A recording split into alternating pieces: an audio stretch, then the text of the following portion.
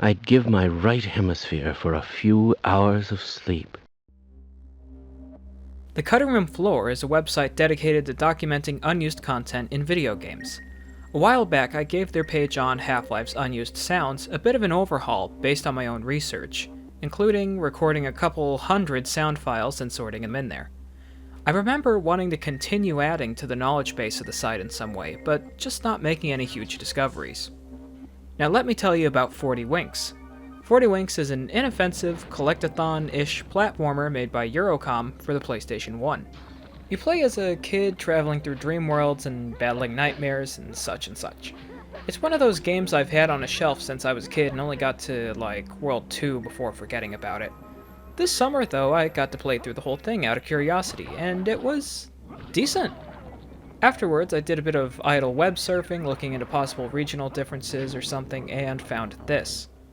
It appeared to be a prototype of the PS1 version of the game on an obscure demo disc, a demo that hadn't been documented anywhere online yet. Well, my work was cut out for me. Thankfully, this demo was only one level, so I didn't have to go replaying the whole game or anything. To record differences, I went through essentially playing with two emulated copies of the game at the same time, where I'd play up to a certain segment on one window with the final game, pause it, then catch up in the other window with the prototype, taking notes on all of the minute differences in the game's look and feel. Then, as it turns out, screenshotting these changes required some extra attention to detail.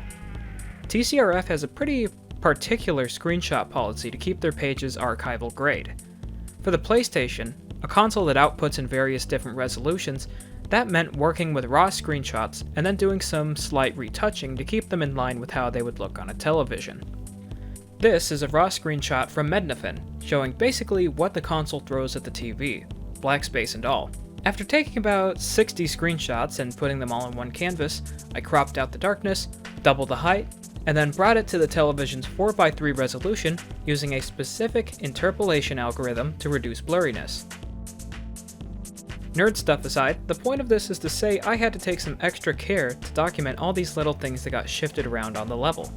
That doesn't even count giving each screenshot a unique name and laying them out in a smooth, logical order either. It turns out this page writing stuff can be pretty intensive.